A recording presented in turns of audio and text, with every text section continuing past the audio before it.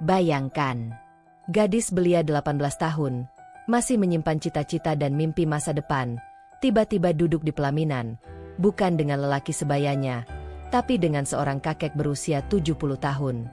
Wajahnya pucat, senyumnya hilang, dan hatinya tak tahu harus lari kemana. Semua orang terdiam. Tak ada yang berani bertanya, hanya bisik-bisik dan tatapan iba. Tapi yang tak diduga, beberapa bulan setelah pernikahan itu, datanglah seorang pemuda kota. Muda, tampan, dan hangat. Ia bukan hanya membawa ilmu pertanian modern, tapi juga sesuatu yang lebih berbahaya, perasaan. Dan disinilah badai dimulai. Antara setia pada janji, atau menyerah pada cinta yang tumbuh diam-diam. Tapi sebelum lanjut, yang sudah subscribe dan like, saya doain hari ini mendapatkan rezeki yang melimpah, dan disembuhkan dari segala penyakit. Jangan lupa absen di kolom komentar.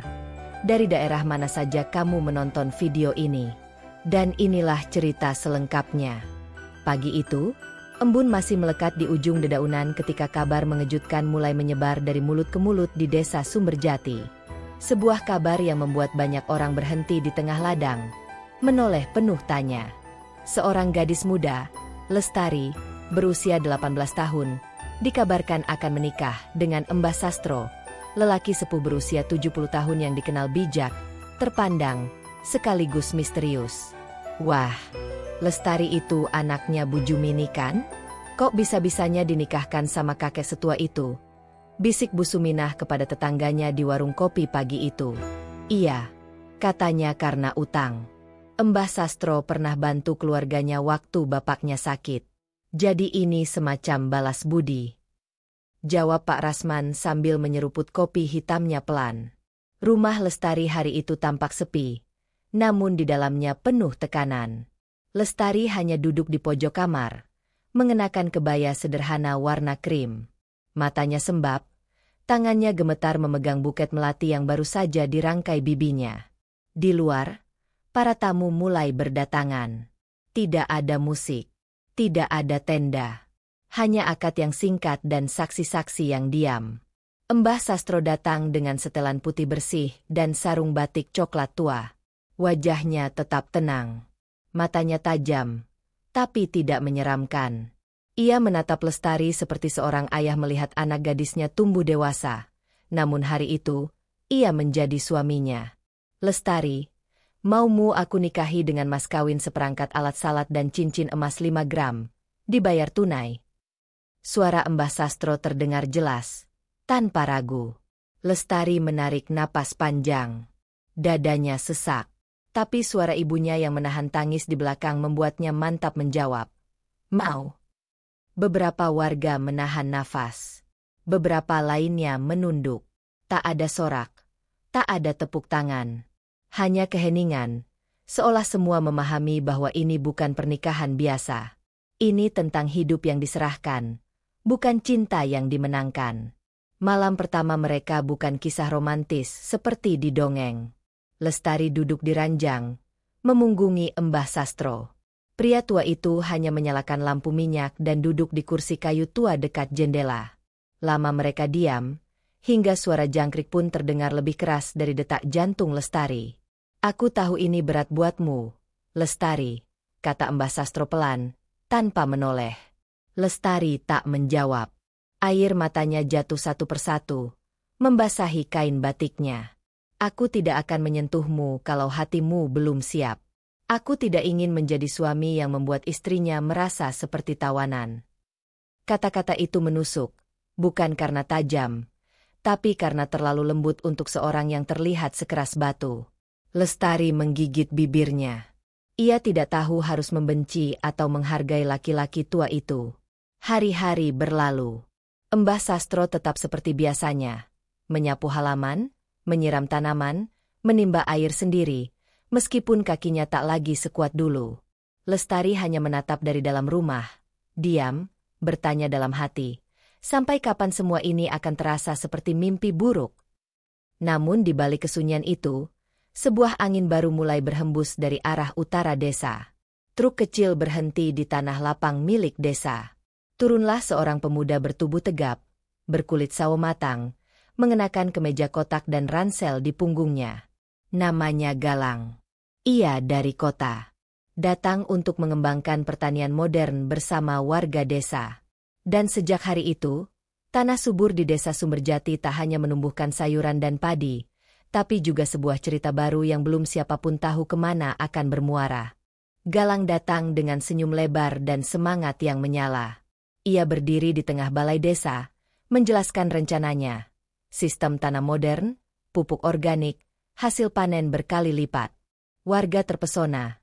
Beberapa bahkan sudah membayangkan hasil sawah mereka melonjak. Tapi tak ada yang lebih terdiam daripada Mbah Sastro, yang duduk di ujung ruangan sambil memandangi pemuda itu dengan sorot mata penuh pertimbangan. Sementara itu, Lestari berdiri di sudut rumah, memperhatikan dari celah jendela. Untuk pertama kalinya sejak menikah, ada sesuatu yang membuatnya menoleh. Pemuda itu bukan hanya gagah, tapi juga ramah. Matanya jernih, dan kata-katanya memikat. Hari-hari berikutnya, Galang mulai menyusuri ladang warga, membantu menanam, membenahi irigasi, bahkan mengangkat karung pupuk sendiri. Ia tidak sombong, tidak juga merendahkan siapapun. Dan hari itu, ia datang ke ladang Mbah Sastro. "Sugeng enjing, Mbah," sapa Galang sambil mengulurkan tangan. "Boleh saya bantu-bantu di sini?" Mbah Sastro mengangguk singkat. "Silakan. Tapi ladang tua seperti ini nggak banyak yang bisa dibanggakan." Galang tertawa ringan. "Justru ladang seperti inilah yang ingin saya pelajari." Lestari, yang sedang memetik cabai di tepi ladang, menoleh. Untuk pertama kalinya, matanya dan mata Galang bertemu. Sekejap saja, tapi cukup untuk membuat waktu seperti berhenti sejenak. "Panennya bagus, Mbak. Tanam sendiri ya?" tanya Galang sambil berjalan mendekat. "Iya," jawab Lestari pelan, nyaris tak terdengar. Galang tersenyum. "Hebat. Jarang ada gadis muda yang mau berkotor-kotor begini. Biasanya gengsi." Lestari tak membalas. Tapi dalam diamnya, hatinya seperti berdesir. Ada sesuatu dalam diri Galang yang tak bisa ia abaikan. Kebalikan dari sosok Mbah Sastro yang tenang namun dingin. Galang hangat, hidup, penuh warna. Hari demi hari, interaksi kecil antara Lestari dan Galang semakin sering terjadi. Kadang hanya salam singkat, kadang sekadar saling menatap dari jauh. Namun rasa itu mulai tumbuh, pelan, tanpa suara, tapi jelas terasa. Sampai pada suatu sore, Lestari tengah menjemur pakaian di halaman rumah. Galang lewat, membawa keranjang berisi hasil panen dari sawah tetangga. "Hari ini panas banget ya?" kata Galang sambil menyeka keringat di lehernya. Lestari mengangguk. "Iya, anginnya juga kering." Galang meletakkan keranjangnya, lalu berdiri di bawah pohon jambu.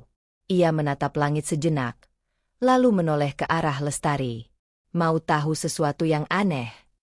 Lestari menatapnya, bingung. "Apa?" "Entah kenapa, tiap kali aku lihatmu, rasanya desa ini jadi beda. Lebih hidup, lebih hangat."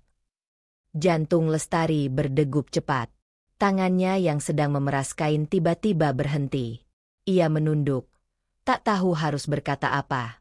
"Maaf, kalau aku lancang," lanjut Galang cepat. "Aku tahumu sudah menikah. Aku tahu siapa suamimu. Tapi aku juga manusia." Langkah kaki terdengar dari arah belakang. Mbah Sastro muncul membawa keranjang kayu di bahu. Sorot matanya tajam menatap Galang, namun mulutnya tetap diam. Galang buru-buru mengambil keranjangnya dan pamit. "Permisi, Mbah. Saya lanjut dulu." Mbah Sastro hanya mengangguk pelan. Tapi saat Galang berlalu, ia memandangi Lestari lama sekali. Malam itu, suasana rumah mereka hening. Tak ada percakapan. Hanya suara api dari tungku dapur yang sesekali berderak. Lestari duduk di ruang tengah, merapikan kain. Mbah Sastro berdiri di ambang pintu, menatap keluar. "Aku sudah tua, Lestari. Aku tahu, Aku bukan laki-laki yang bisa membuat hatimu berdebar, ucapnya lirih. Lestari terkejut. Ia tak menjawab. Suara Mbah Sastro malam itu terdengar rapuh, berbeda dari biasanya. Tapi aku hanya ingin satu. Jangan biarkan luka yang sudah lama sembuh dibuka lagi oleh orang yang hanya mampir sementara. Lestari menunduk. Air matanya jatuh. Ia sendiri belum tahu apa yang sebenarnya ia rasakan. Tapi satu hal pasti, badai itu sudah mulai menyusup ke dalam rumahnya. Hari-hari berlalu, namun udara di rumah kayu itu semakin sunyi. Lestari banyak diam. Mbah Sastro, meski tetap menjalankan rutinitas seperti biasa, mulai lebih sering pulang malam. Ia memilih menghabiskan waktu di ladang, seolah tak ingin pulang lebih awal ke rumah yang kini terasa asing. Di sisi lain, Galang semakin aktif berinteraksi dengan warga. Ia menjadi pusat perhatian, terutama bagi anak-anak muda desa yang kagum dengan cara bicaranya yang cerdas dan terbuka. Tapi Galang hanya memikirkan satu wajah, Lestari. Suatu sore yang mendung, Lestari tengah menyapu halaman depan. Daun-daun kering berserakan, seakan menggambarkan pikirannya yang berantakan. Galang tiba-tiba muncul dari arah kebun. Langkahnya cepat, wajahnya serius. Lestari, panggilnya pelan. Lestari menoleh. Matanya langsung gugup. Ada apa? Aku nggak bisa terus begini. Menahan perasaan yang makin hari makin jelas. Galang, jangan. Lestari segera memotong. Nadanya bergetar. Tapi aku harus. Aku tahumu terikat. Aku tahu ini salah. Tapi aku juga tahu, kalau apa yang aku rasa ini, bukan angin lalu.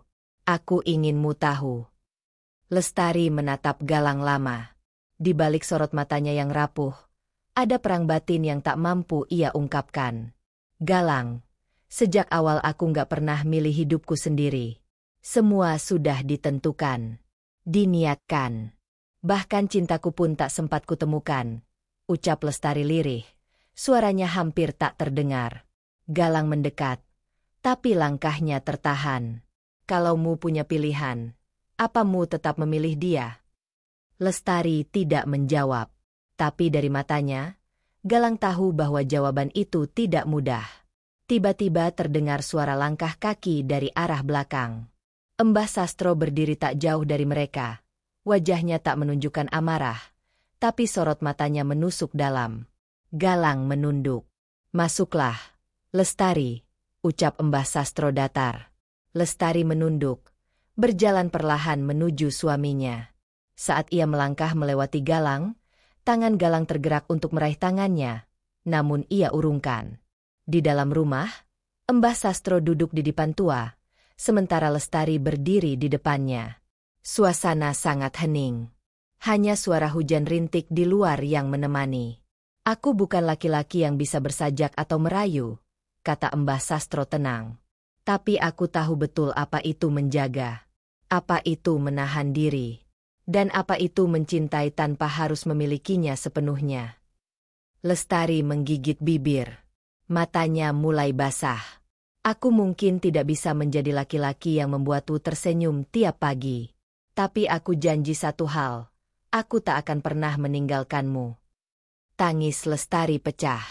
Ia jatuh berlutut di depan pria tua itu, menggenggam lututnya dengan erat. Maafkan aku cuma bingung. Mbah Sastro menyentuh bahunya dengan lembut. Aku tidak marah. Aku hanya takut kehilanganmu tanpa sempat berjuang. Hari-hari setelah itu berubah pelan-pelan. Galang mulai menjaga jarak. Ia tetap tinggal di desa, tapi tidak pernah lagi mendekati rumah Mbah Sastro. Ia tahu, ada perasaan yang harus dikubur, demi harga diri dan kemuliaan wanita yang ia cintai diam-diam. Dan Lestari mulai melihat suaminya dari sisi yang berbeda. Bukan lagi sebagai lelaki tua yang menjadi kewajiban, tapi sebagai seseorang yang diam-diam, mencintainya dengan cara yang paling dalam dan paling setia. Musim hujan tiba lebih cepat tahun itu. Udara lembab menyelimuti desa Sumberjati, menyusup ke sela-sela dinding rumah kayu milik Mbah Sastro. Tapi suasana hati Lestari mulai menghangat. Ada yang berubah dalam dirinya. Ia kini lebih sering tersenyum, lebih ringan melangkah, dan lebih tenang menatap masa depan. Setiap pagi, Lestari bangun lebih awal. Ia menyiapkan sarapan, menyeduh teh hangat, dan menunggu Mbah Sastro pulang dari masjid. Ketika suaminya duduk di beranda dengan baju koko dan sarung basah oleh embun, Lestari menyodorkan teh itu dengan tangan gemetar, namun tulus. Tehnya agak manis. "Mbah, biar harinya nggak pahit," ucap Lestari pelan. Mbah Sastro menatapnya, lalu tersenyum tipis. "Sudah cukup manis. Bahkan sebelum aku minum." Lestari menunduk, malu. Hari demi hari, hubungan mereka tak lagi kaku. Di ladang, Lestari mulai membantu menanam. Ia belajar memotong batang pisang, memupuk, dan menanam bibit baru. Mbah Sastro mengajarinya sabar. Bagaimana tanah harus dirawat seperti merawat hati. Pelan-pelan, cinta yang dulu beku mulai mencair. Namun ketenangan itu sempat kembali terguncang. Suatu pagi, Galang datang ke rumah mereka. Dengan wajah penuh kesungguhan, ia berdiri di depan pintu membawa satu kotak kecil. "Maaf, Mbah, aku ingin berpamitan. Proyekku di desa sudah selesai. Aku akan pulang ke kota minggu depan," katanya. Mbah Sastro berdiri, diam. Lestari muncul dari dalam rumah, terkejut melihat Galang. Galang menatap Lestari, lalu membuka kotak kecil itu. Isinya, setangkai mawar kering, dan secari kertas kecil. "Aku tahu, mu sudah memilih jalanmu. Aku nggak datang untuk merusak. Aku hanya ingin mu tahu, rasa itu pernah ada. Tapi aku pergi, tanpa membawanya bersamaku." Lestari menerima kotak itu dengan tangan gemetar. Tak ada kata yang bisa keluar dari mulutnya, selain isak yang ia tahan dengan seluruh kekuatan. "Terima kasih sudah hadir, dan pergi dengan cara yang terhormat," ucap Mbah Sastro perlahan. Galang menunduk dalam, lalu melangkah pergi. Langkahnya ringan, tapi meninggalkan jejak dalam yang tak akan mudah hilang. Beberapa minggu setelah kepergian Galang, Lestari mulai merasa tubuhnya lelah. Ia sering mual di pagi hari, kehilangan nafsu makan, dan mudah mengantuk. Suatu sore, ia duduk di beranda. Tangannya gemetar memegang secari kertas hasil pemeriksaan bidan desa. Ia hamil. Air mata Lestari jatuh perlahan. Bukan karena takut, tapi karena bahagia. Dalam keheningan, ia memanggil Mbah Sastro yang sedang mencangkul di kebun kecil mereka. "Mbah, aku punya kabar." Mbah Sastro berdiri, menyeka keringat di dahinya. "Apa, Enduk?"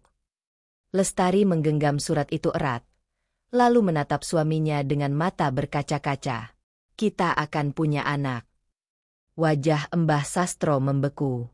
Ia menatap Lestari lama, lalu perlahan bibirnya bergetar. Untuk pertama kalinya dalam hidupnya yang panjang dan penuh luka, air matanya jatuh. Ia memeluk Lestari, erat, seolah tak ingin dunia menyentuhnya lagi. "Terima kasih, Enduk, karena mu bertahan," bisiknya.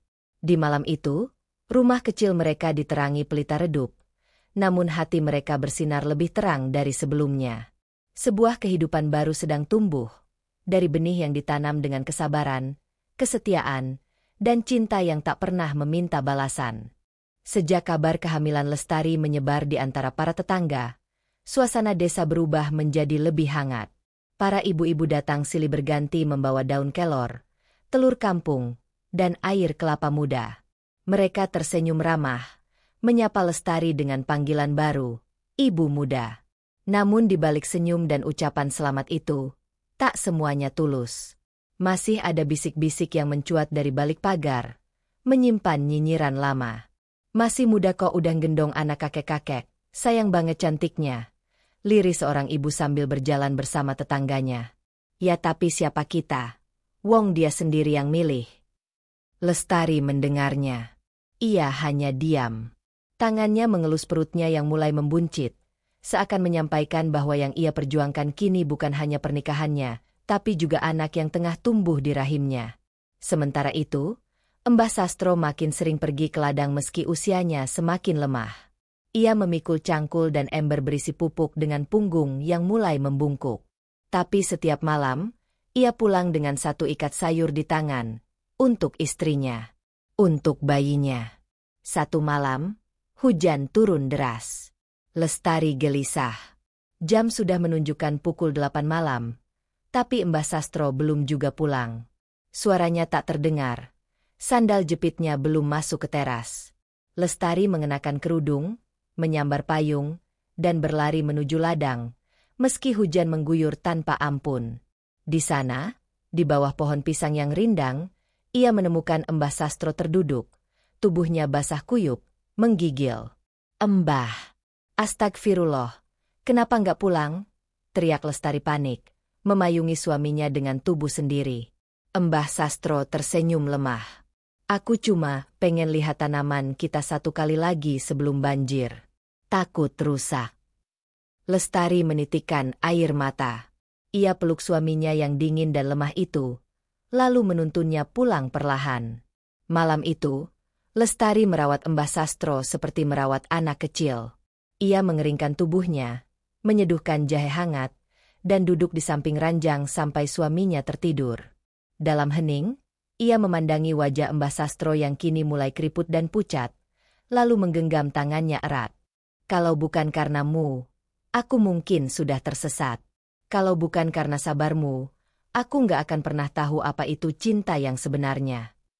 Hari-hari setelah hujan besar itu, desa sempat dilanda banjir kecil. Namun rumah Lestari dan Mbah Sastro tetap berdiri kokoh. Tanaman mereka sebagian besar selamat. Warga desa mulai datang satu persatu, meminta bantuan dan bibit baru. Bahkan Pak Kepala Desa datang memberi ucapan terima kasih, karena kebun milik Mbah Sastro jadi contoh pertanian tangguh. Di suatu sore yang cerah, Lestari duduk di teras rumah sambil menjahit baju kecil untuk bayinya. Mbah Sastro duduk di sampingnya, mengupas pisang rebus. "Aku pengen anak kita nanti lahir laki-laki," ucap Mbah Sastro. "Kenapa?" tanya Lestari sambil tersenyum. "Supaya kalau aku nggak ada nanti, ada yang bisa jagainmu dan kebun ini." Lestari menggenggam tangan suaminya. "Mbah, jangan ngomong begitu. Kita jagain sama-sama. Sampai tua.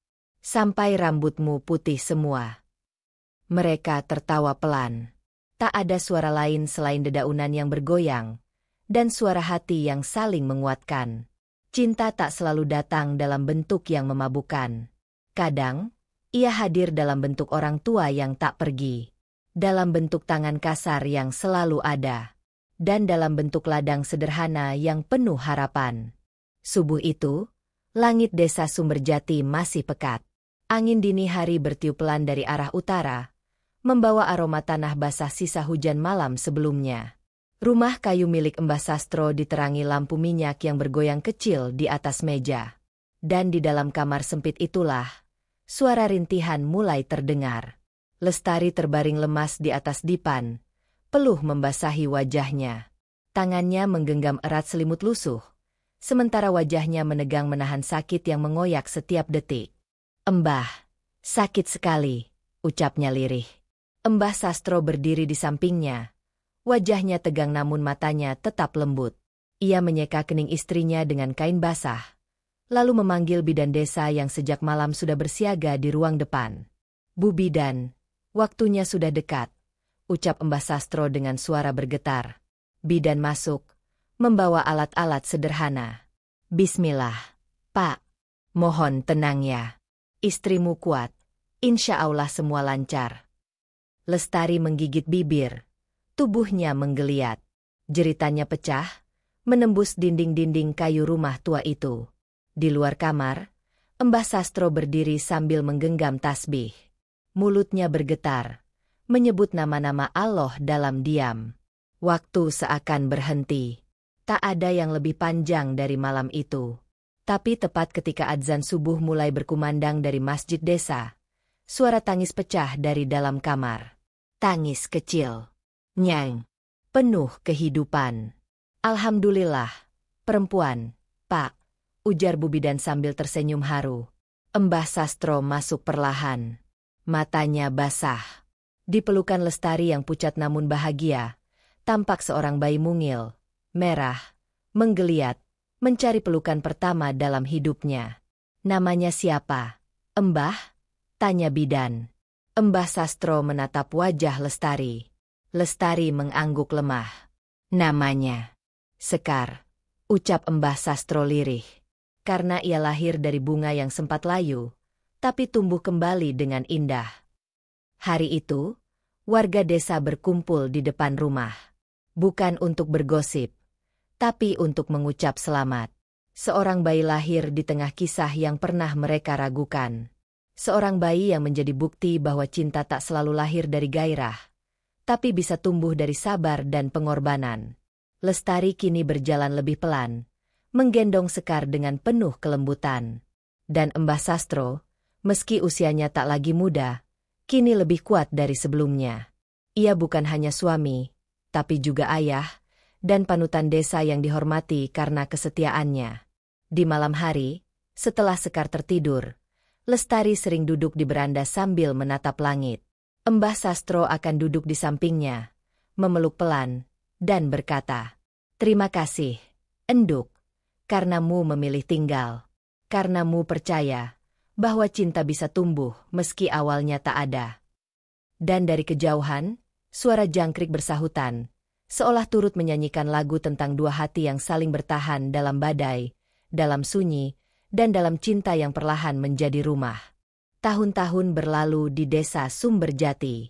Sekar tumbuh menjadi gadis kecil yang ceria, dengan mata bulat dan senyum yang mengingatkan Lestari pada masa mudanya.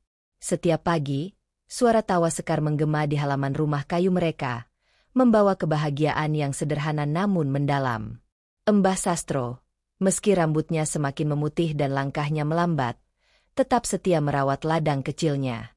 Ia mengajarkan Sekar cara menanam, menyiram, dan memetik hasil panen dengan penuh kesabaran. Ladang itu bukan sekadar sumber penghidupan, tetapi juga tempat di mana nilai-nilai kehidupan ditanamkan. Suatu sore, saat matahari mulai condong ke barat, Mbah Sastro duduk di beranda sambil memandangi Sekar yang bermain di bawah pohon mangga. Lestari duduk di sampingnya, membawa 2 cangkir teh hangat. Sekar tumbuh cepat. "Ya, Mbah," kata Lestari sambil menyerahkan teh. "Iya, Enduk. Seperti mimpi, rasanya baru kemarinmu bilang hamil," jawab Mbah Sastro dengan senyum lembut. Mereka terdiam sejenak, menikmati keheningan yang nyaman. "Aku bersyukur, Mbah. Dulu aku ragu, takut, bahkan sempat ingin pergi. Tapi sekarang, aku tak bisa membayangkan hidup tanpamu dan Sekar." Mbah Sastro menatap Lestari, matanya berkaca-kaca. "Aku juga bersyukur, Enduk. Mu memilih bertahan, memberi kesempatan pada cinta yang tumbuh perlahan. Itu lebih berharga dari apapun." Malam itu, di bawah langit berbintang, keluarga kecil mereka duduk bersama di beranda, berbagi cerita dan tawa. Tak ada kemewahan, hanya kehangatan dan kebersamaan yang tulus. Warisan yang mereka bangun bukanlah harta benda, melainkan cinta, kesetiaan, dan nilai-nilai kehidupan yang akan terus hidup dalam diri Sekar.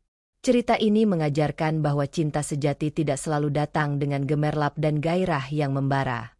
Terkadang, cinta tumbuh perlahan, melalui kesabaran, pengorbanan, dan kebersamaan dalam menghadapi suka dan duka kehidupan. Dan cinta seperti itulah yang mampu bertahan, menjadi warisan yang tak ternilai bagi generasi berikutnya. Cerita ini adalah fiktif, namun dibuat seolah nyata agar kita semua bisa mengambil hikmah dari setiap adegan dan pilihan tokohnya. Terima kasih sudah menyimak cerita ini sampai akhir. Jika sahabat semua tersentuh, terinspirasi, atau merasa terwakili, jangan lupa untuk tulis komentar pendapatmu di bawah. Like sebagai bentuk dukungan. Subscribe agar tidak ketinggalan kisah penuh makna berikutnya. Semoga cerita ini menjadi pengingat dan pelajaran, bahwa setiap pilihan hidup akan selalu diuji, dan hanya kesetiaan yang bisa bertahan melawan waktu. Wassalamualaikum warahmatullahi wabarakatuh.